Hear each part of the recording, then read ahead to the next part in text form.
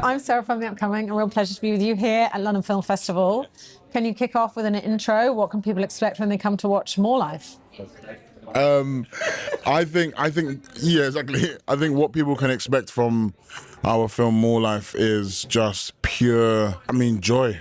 And you know, a lot of the time now we're expecting films to be, not that we're not hard hitting, but like hard hitting in a sense where it's very like emotionally traumatic, and you know, you leave the cinema like, ugh. But this is just a beautiful film where you see four friends link up in a different country that's not their own, that they're not used to, and just be themselves. And it's just a beautiful piece of storytelling. And do you want to tell us how you kind of came up with the concept? I mean, I guess we are seeing this fluidity between what we see on social media, different ways of filming, but perhaps we haven't seen so much on the cinema screen, this kind of footage put up there. Yeah, I think like a lot of the younger generation are starting to use like techniques that we use in cinema on TikTok or whatever, and it's really, really interesting to see. And then I was watching a Nicki Minaj live stream, and I was just like, this is mad entertaining, like something's going on here. And so I was like, we have to capture this. But then also, because at first it was gonna maybe be a short and and I was like, no, live streams go on for a long time, so we can make this long. Why don't we just make this long? And then also just like to challenge audiences to sit in front of a screen where it's vertical for the whole time, which I think is at least when I was editing it, at first I was like, oh man, maybe it might get a bit boring, but I think you get sucked in over time. I'm not speaking for myself, but over time you start to get drawn into it because it's the only way that you're going to view the film. And what about the concept itself of, you know, these four friends and their friend going to the gallery in Copenhagen? You know, was that something that was from real life, or, you know, why that story? I wanted an excuse to go to Copenhagen. Yeah. That was it. I love Copenhagen. It's a lovely, beautiful. You see where the tax money's going. You honestly see where it's got, like, it's a lovely, lovely place. And you have family there. And I have family there. So my cousin married a Dane, and so I've been going there from about 2010 maybe. It's a lovely place, and I just love the idea of like going somewhere with your friends. I hadn't managed to do that a lot of times. I hadn't managed to. Everyone just happened to do it when I was busy, like all my friend groups, and I was always like, I want to go on a holiday with my boys and all of this stuff. And obviously, you have money, not you, but. You know what I mean? Like there's monetary issues where, like, you know, someone's like, yeah, like you get added to a group chat that says like Colombia 2025, and you're like, well, I can't make that. I don't have their money, brother. Yeah, exactly. I think when for me, when we went out there to be able to do what we love in a different country is a very fulfilling feeling. Because you always want to be able to, you know, like when your friends tell you, oh, I filmed this in LA, and you're like, oh man, like I want to film something that's not in London. And Bradley made that possible for us, and we just had, honestly, like it genuinely didn't feel like work. And not that acting is work, because I mean, we both love this. It's a dream for us. But to be in a different country, and I like to say playing with friends, it was just, yeah. I can't even put into words how grateful I am for that experience. Different was it shooting a film in this way? I guess it must have been very different from the projects you've been on before. Well, at first it was like nerve-wracking, right? Because we were saying like there are moments where you might want to be able to just do it landscape, so you can get other things. But then, like, even when it came to blocking, I was like, hey bro, like I think I'm blocking people from seeing you. And we just kind of like eradicated that feeling of what we had learned at drama school and all of these things, and just threw that away, and we were just living in a live stream. No one really cares about blocking in live streams. Mm-hmm. Do you know what I mean? You're just doing a live stream. So that was good. Yeah, I agree. But also, like, as actors, like, we self-tape all the time. So we're doing self-tapes, we're putting up phones, and we're doing that stuff. But then also, just like in regular life, we're putting up phones and we're recording stuff. So it felt very, very natural. Whereas I feel like sometimes with a big camera and big light and stuff, you're like, oh my god. So we just felt that we could just be ourselves, you know, because we do that anyway with the phones and picking up stuff. It's just so second nature to us. In that sense, did you have a favorite moment or one that was most challenging, maybe? There were a couple scenes that are like 7 minutes long, and at one point, I think there's a lot of times where we just didn't know our lines, so we were all on edge of each other, and when we say our line, we were like, please, you say your line, please, please, please. And I think there was one bit where like I said a line, but I said it very differently from how it should have been. Very, very differently. And everyone's reaction was like, huh? And I was like, that was a good reaction. My director hat was on. I was like, that was a really good reaction from everyone. Until I realized I said the wrong line. It was a true reaction.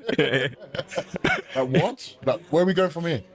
Because we needed you to say something that, you know what I mean? And now you said something different. Yeah. We're like, huh? Wasn't the line was like, what if the rapper slept with you? Huh? Huh? Yeah. Slept with me? Huh? That was so funny. That's probably my favorite moment. Okay. I'll say. Yeah. Your favorite moment? My favorite, I'm gonna be cringe and say all of it. No, because watching it back for the first time, there's some things that you didn't remember you said. You know what I mean? So you're watching it back like, wait, what? That came out of my mouth. Or what? I reacted like that. And that's what's so beautiful about the film is when you watch theatre, a lot of the time it's different every night. And I feel like with watching this film, you're finding different things each watch.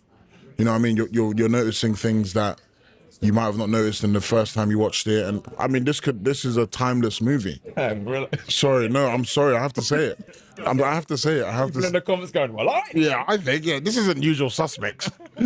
But genuinely, I feel like you watch this film now, next year, the year after, or whenever you watch it, you're like, wait, did they edit this?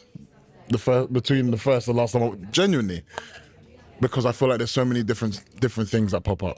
And what do you hope people take away from watching it? I guess in its substance, but also in its form. Perhaps, breaking down some of those taboos or boundaries about what cinema can be. I think maybe. Oh no, I was gonna get a bit too artsy right there.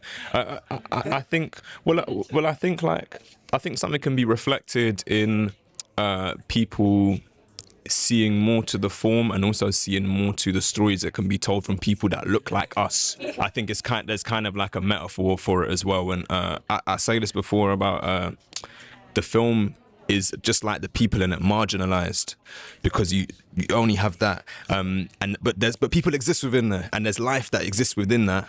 And if we force ourselves to look at that thing for enough time, we'll realize that it's fun and there's good things that can happen and it's enjoyable and entertaining. Yeah, no, but do you think also could it be both an institutional thing, but also sort of a generational thing of how people see social media? So if you think of maybe the people that have sort of like worked in film for decades, have a certain fixed idea of what that can be, whereas the generation coming up behind us even will have a completely different idea. Yeah, well, that's what's supposed to happen. It's supposed to be like rock and roll, innit, where people are supposed to come up with new things or whatever. Not that but on the coattails of people that have done this, like with like Wobble Palace and other films, where you're seeing screenlife films and you're looking at them and you're saying, well, actually, maybe the form could look like this. And then also having people who are older saying that that's not the form. I think that's good as well. I think that you need that friction as well to make them try to prove themselves even more and keep pushing in that direction. And what does it mean to you to have the film screening here at London Film Festival? What's been the experience, the response so far? It's great. I'm so overwhelmed.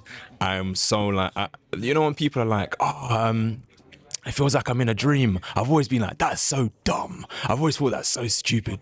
But it actually feels like a dream.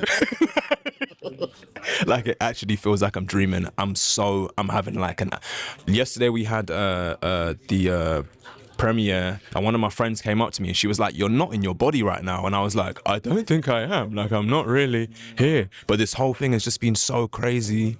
And it just feels like genuinely like I'm dreaming. It's just so special. It's so special. And I think people are having to tell me as well, like, yo, do you know how big this is? Like, we're at London Film Festival. Like, Doesn't feel real. Yeah. No, to reiterate what Bradley said, I mean, I came here last year with the GOAT, Mike Lee, and that kind of set the precedent of like, this is real. This is real, and we are where we're meant to be.